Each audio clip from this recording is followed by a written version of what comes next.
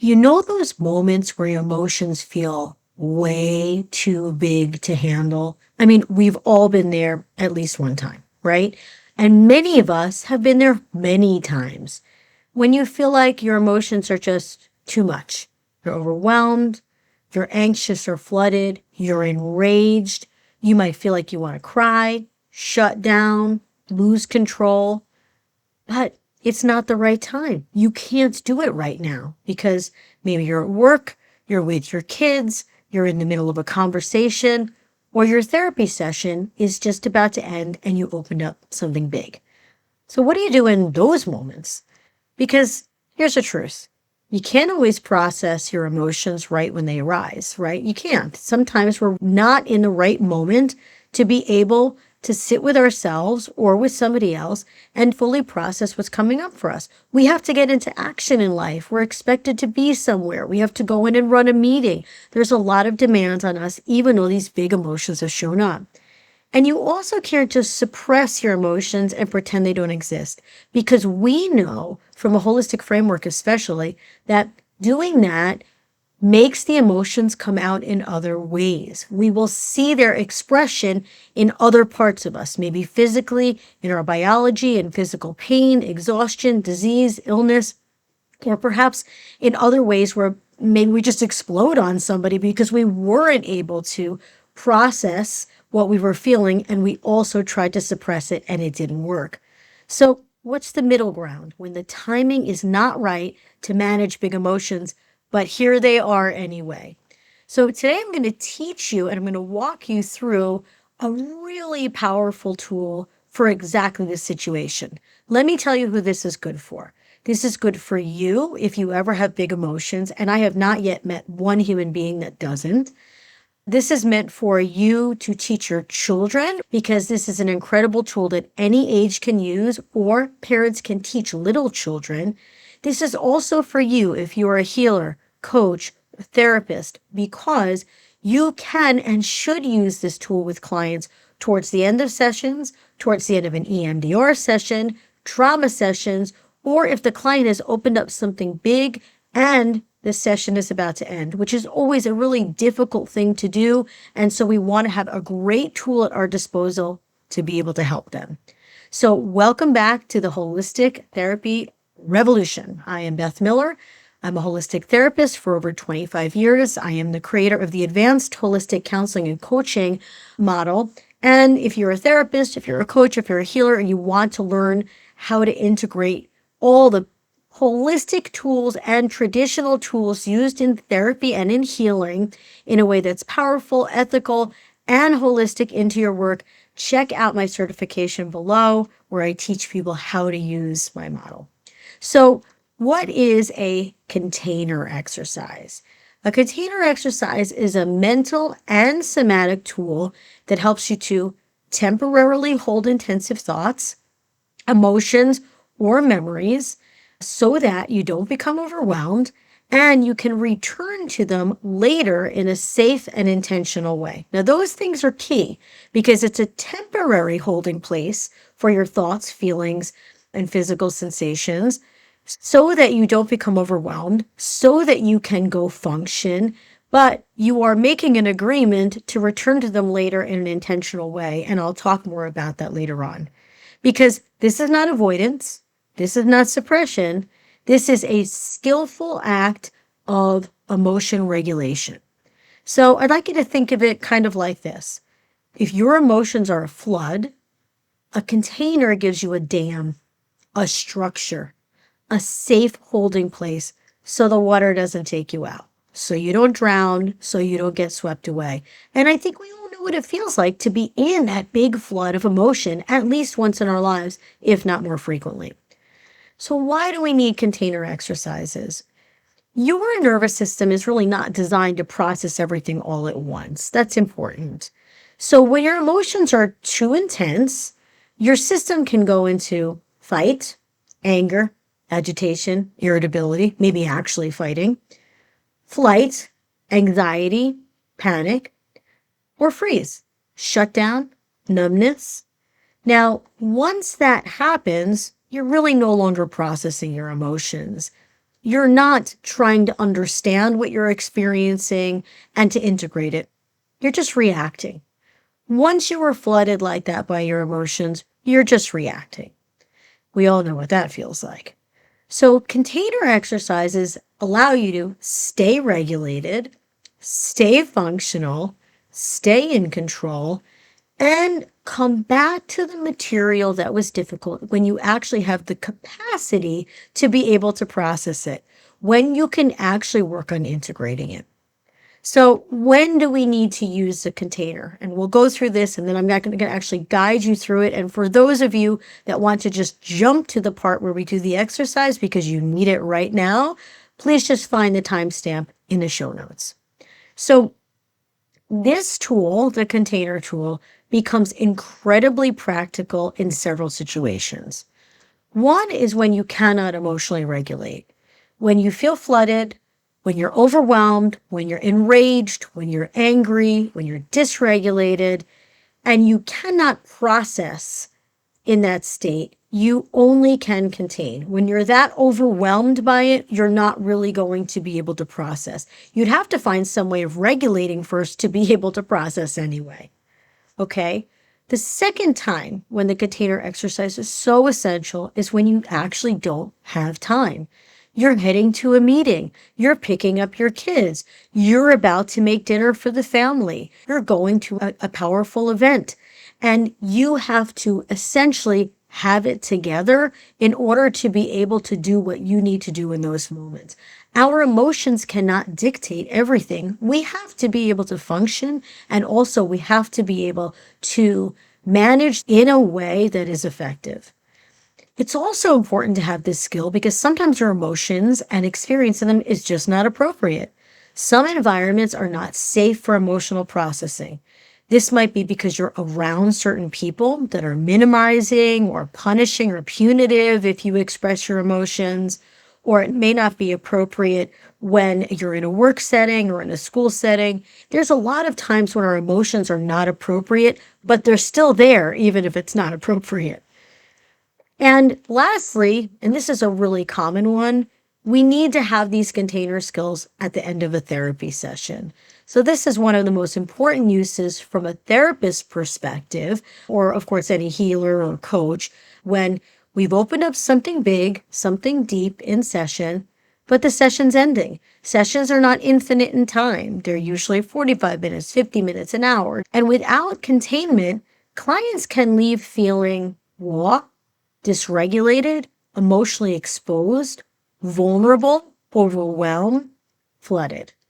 So container exercises help us to be able to do the work safely and do the work fully, but also be able to provide the client with a way to contain them at the end of the session so that they don't fear coming back to therapy, so that they can go off into the world and be functional, so that they are not concerned that therapy is too painful for them. And when we're using trauma techniques, we build containment into it so that we can actually keep doing that work on a weekly basis until we meet more resolution and integration. Now, how does a container exercise work? I'm going to walk you through it, but essentially here's the structure. The main structure for container exercise is that we ask the client to envision a container. We give them a way to be able to place things into it that they don't need or want to carry with them in that moment. And we help them to make sure that they have completed that and put the container in a safe place. So we're going to be getting to that in just a minute. Now, here's something that's really important. The container exercises work because it gives your nervous system a sense of control, a sense of safety, and a pause instead of overwhelm. It tells your brain, I'm not ignoring this, but I'm also not going to let it take over right now. That is regulation. That leads to integration of difficult experiences. Now, this is a very important distinction because most clients, most people avoid painful topics because they're painful. That makes sense, right? That sounds like what a person would do. Avoid painful topics because they're too painful. Now, let's be very clear. Avoidance is never coming back to it. Repression, suppression, avoidance, trying to make it like it's not there, that is an effort to not come back to it. Containment is an agreement. It's choosing when to come back to it. As a matter of fact, when I do my containment exercises with people, I always say things like, we're not avoiding this or repressing it. We're just putting it away for right now so we safely know where it is when we're going to return to it. That's a choice. Containment is intentional and it's temporary. Avoidance is unconscious and it's an attempt at doing something permanent, even though it doesn't work. Now, here's how this fits into holistic healing. Container exercises are a core part of holistic therapy because they support the nervous system. They make people feel safe while they're doing the work. It respects emotional capacity. It integrates mind and body awareness. It creates safety for deeper healing.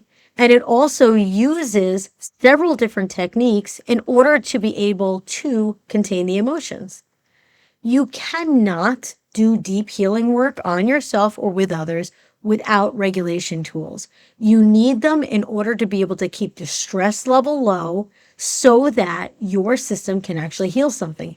If your system keeps getting activated every time it experiences something, then it won't be able to heal because it's just managing stress.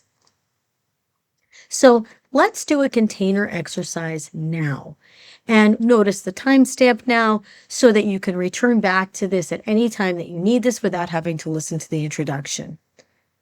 Container exercises are often done with our eyes closed. So I'm going to encourage you now to just close your eyes so that you can experience it even if you don't need this right now. Just do it with me anyway.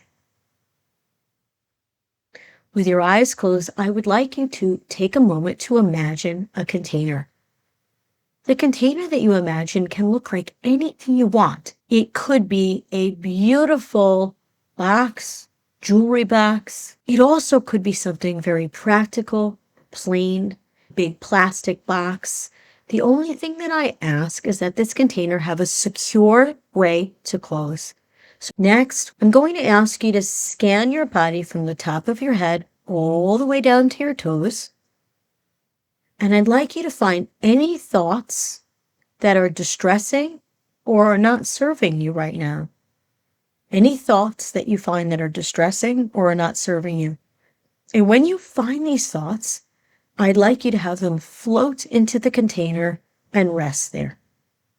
I'll give you a moment to do that.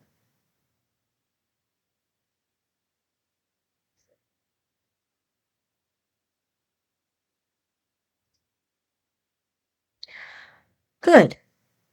Now I'd like you to do that same scan again, scanning from the top of your head all the way down to your toes. But this time I'd like you to look for any distressing emotions, any emotions that are difficult for you, painful, distressing, uncomfortable in any way. Notice each one, and then just have them float on over to that container to be kept safe there. Every emotion that does not serve you right now, just let it float into the container. Good. Now I'd like you to scan your body from the top of your head all the way down to your toes and have you scan for any physical symptoms that feel distressing to you. Hot, hunger, cold, numbness, pain, anything that feels difficult in your body. Just let each one of those physical symptoms go ahead and float over to the container to rest there safely inside.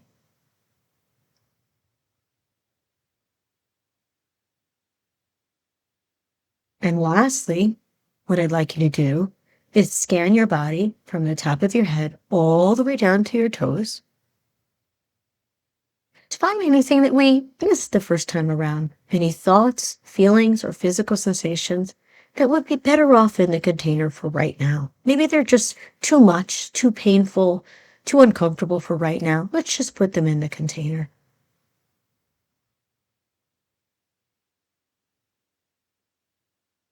Now that we've done that, I'd like you to close the top of the container.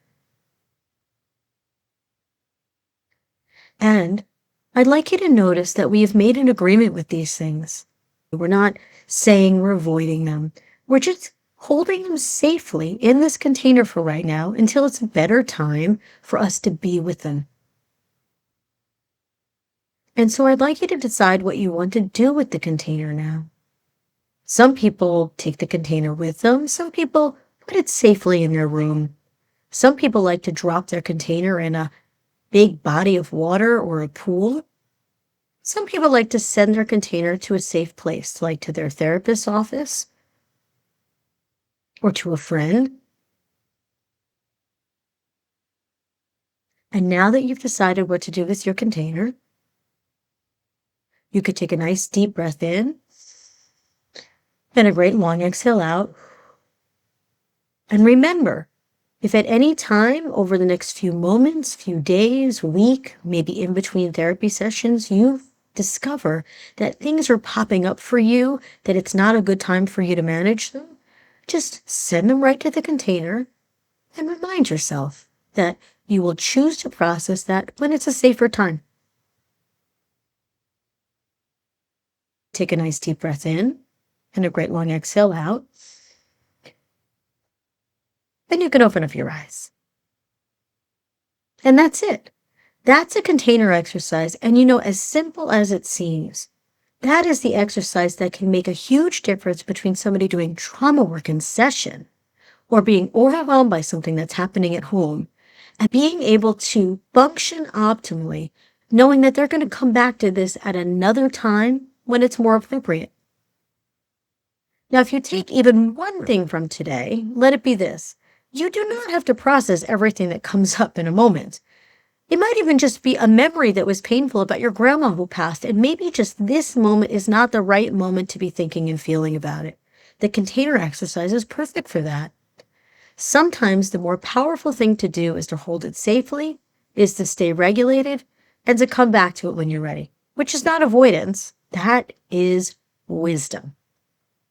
And that's how healing happens, by using wise strategies. I'd like to thank you for all of your curiosity and for being here today with me. And I will see you in the next episode of the Holistic Therapy Revolution.